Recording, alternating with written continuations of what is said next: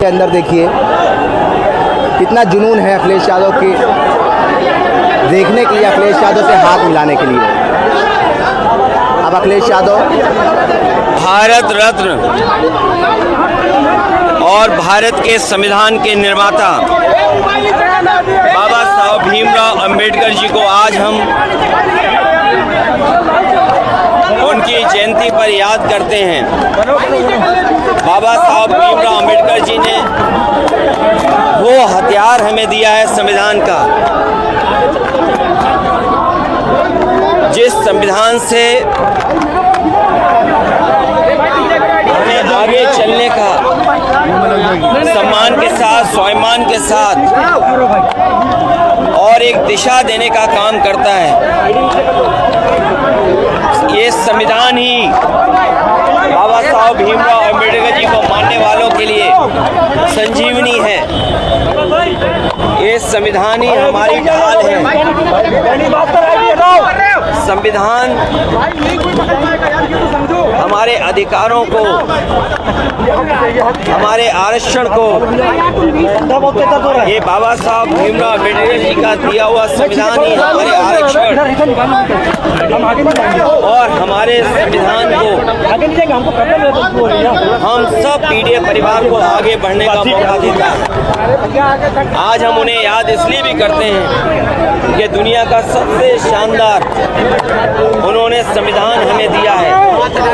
बाबा साहब भीमराव अंबेडकर जी के जीवन के बारे में जब हम लोग सुनते और पढ़ते हैं, उन्हें बचपन से ही तमाम तरह के भेदभाव का सामना करना पड़ा। समाज की जो बुराइयां हैं समय समय पर उन्हें लड़ना पड़ा। शिक्षा ग्रहण से लेकर के जिस समय वो शिक्षा ले रहे थे, वहां से लेकर के जीवन भर उन्हें संघर्ष करना पड़ा। पानी से लेकर के अगर वो पानी पीना चाहते थे, समाज की वो बुराइयां थी कि जानवर पानी पी सकते थे, लेकिन जो वंचित हैं, शोषित हैं, पीड़ित लोग हैं, बहुजन समाज के लोग पानी नहीं पी सकते थे। उन्हें समय समय पर समाज में इस कठिनाई और मुश्किलों का सामना करना पड़ा। जहां वो हमारे संविधान के शिल्पकार रहे, संविधान को निर्माता, वहीं वो अर्थशास्त्री भी थे। समाज की बुराइयों को समझने वाले, सामाजिक आंदोलन को आगे बढ़ाने वाले, इसलिए आज हम उन्हें याद करते हैं। आज सबसे ज़रूरी है कि संविधान से ही समाज और देश चले। इसलिए आज के दिन हम संकल्प लेते हैं हम सब लोग कि बाबा साहब भीमराव अंबेडकर जी का बना हुआ संविधान, उस पर चल करके संविधान को और मजबूत बनाएंगे। अगर संविधान कमज़ोर होता है तो हमारा लोकतंत्र कमज़ोर होगा। संविधान अगर हमसे छीना जाएगा तो हमारा हक अधिकार छीना जाएगा, हमारे शिक्षा का अधिकार छिनेगा, हमारे आरक्षण का अधिकार छिनेगा। बाबा साहब ने यही तो कहा था कि शिक्षा का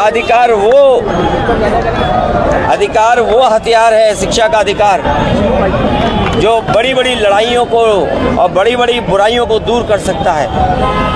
भैया बीकेटी गांव है जहां पर खंडारी है, वहां पर और आज भी हम लोग देखते हैं कि बाबा साहब भीमराव अंबेडकर जी को या उनकी प्रतिमा को समय समय पर लोग खंडित करते हैं, समय समय पर अपमानित करते हैं। वो एक मैसेज देते हैं बाबा साहब भीमराव अंबेडकर के खिलाफ।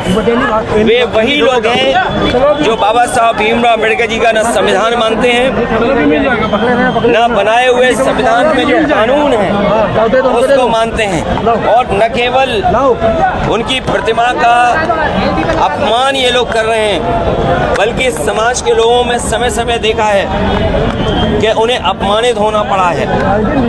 अगर वो शादी के कार्यक्रम करना चाहेंगे तो घोड़ी पे नहीं बैठ सकते, पानी पीना चाहेंगे तो उनके साथ व्यवहार कैसा कैसा हुआ है, उन्हें पानी भी नहीं दे सकते।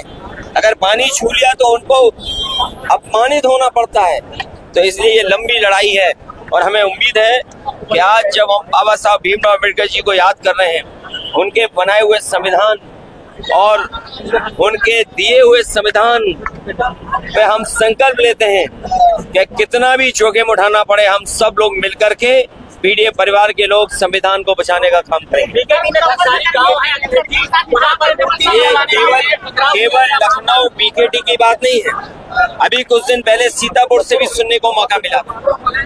उत्तर प्रदेश और देश के कोने कोने से सुनने को मिलता है और जानकारी मिलती है कि इस तरह के लोग घटनाएं होती हैं और वो लोग करते हैं जो बाबा साहब को नहीं मानते हैं, जो संविधान को नहीं मानते, लोकतंत्र में नहीं चलना चाहते। सर, मुजफ्फरनगर में हिजाब में मुस्लिम लड़की के साथ अवैधता हुई, क्या बताते कि ये भारतीय जनता पार्टी इसी तरह का काम करती है। अभी कुछ दिन पहले आपने देखा होगा कि वही भारतीय जनता पार्टी के लोग हैं जिन्होंने कहा कि शांतिपूर्ण कार्यक्रम हो सकता है, लेकिन तलवारें लहरती हुई देखी हैं, लाठी लहरती हुई देखी हैं। न केवल वो सुनने में आया कि लोग बंदूक लेकर के भी गए थे, और जो स्टेटमेंट्स आ रहे हैं कि जान ले ली जाएगी, क्या ये वही लोग हैं जो बाबा साहब भीमराव अम्बेडकर का संविधान मानते हैं, या क्या भी ये वही लोग हैं जो लोकतंत्र पर भरोसा करते हैं? और राम जी आज सुमन जी के घर पर उनके ऊपर कितना क्या क्या नहीं करना चाहते थे लोग। इसीलिए कहा ये संविधान हमारी ढाल है, संविधान ही हमारी संजीवनी है। और इस देश की जनता ने दिखाया पिछले लोकसभा चुनाव में कि अगर कोई संविधान बदलना चाहेगा तो उस सरकार को, उन लोगों को बदल देंगे। ये जो संविधान बदलने निकले थे, ये यही इसी तरह का काम कराएंगे जो अभी कुछ दिन पहले हम लोगों ने देखा है कि नंगी तलवारें चलेंगी, लाठी लेकर के निकलेंगे। और ये बिना बीजेपी की सरकार के संभव नहीं था। ये सरकार खुद शामिल थी। और जो प्रयागराज की घटना सुनने में आई है कि एक दलित परिवार के सदस्य के साथ जो घटना हुई, एक मामूली इसी बात को लेकर के कि वो अपना कुछ उससे बातचीत करना चाहता था कुछ चीजों को लेकर के। वो कौन लोग हैं जिन्होंने जिंदा जलाया? वो भारतीय जनता पार्टी के लोग हैं।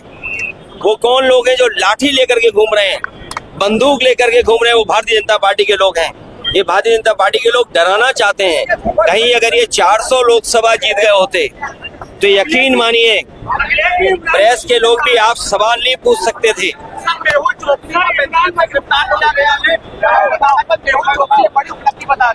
देखिए, ये सरकार की सब जानकारी में था। सरकार समय समय पर ऐसे काम करेगी जिससे तमाम बुनियादी सवालों पर चर्चा न हो। आज सबसे बड़ा सवाल है कि संविधान सुरक्षित है कि नहीं है, संविधान के तहत ये सरकार चल रही कि नहीं चल रही है। ये जानबूझ करके इसी तरह के कारनामे और काम करेंगे। अखिलेश यादव ने मैंने कई मौकों पर कहा और फिर मैं कहता हूँ, ये सेना भारतीय जनता पार्टी की है। ये प्रशासन शासन के इशारे पर इस तरह का नंगा नाच हुआ है। ये जो कुछ आपको विजुअल्स दिखाई दिए हैं, तलवारें खुली और तमाम लोग लाठी लेकर के गए, वो भाषा किस तरह की इस्तेमाल कर रहे हैं? क्या आप कल्पना कर सकते हैं कि जान मारने की धमकी दे रहे हो, जान लेने की धमकी दे रहे हो? क्या आपकी जान ले लेने का संविधान और कानून पर चलने वाले लोग क्या कर रहे हैं?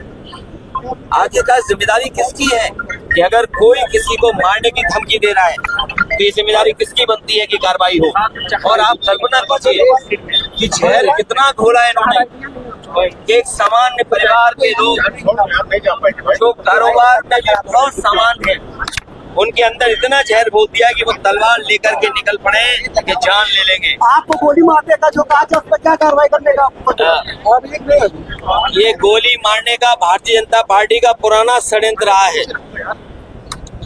हालांकि हम लोग बाबा साहब भीमराव अम्बेडकर जी की प्रतिमा के पास खड़े हैं। बाईं तरफ राष्ट्रपिता महात्मा गांधी जी की प्रतिमा है। आपको पता होगा और जानते होंगे कि राष्ट्रपिता महात्मा गांधी को भी गोली मारी गई थी। ये वो लोग हैं जो हिंसा पसंद करते हैं, हिंसा को बढ़ावा देते हैं। ये तमाम वो लोग हैं।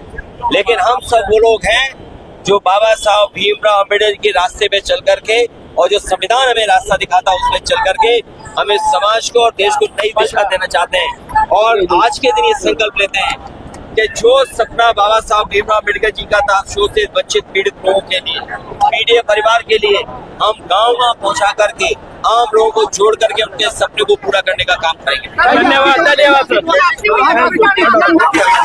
आपके कार्यकर्ता हैं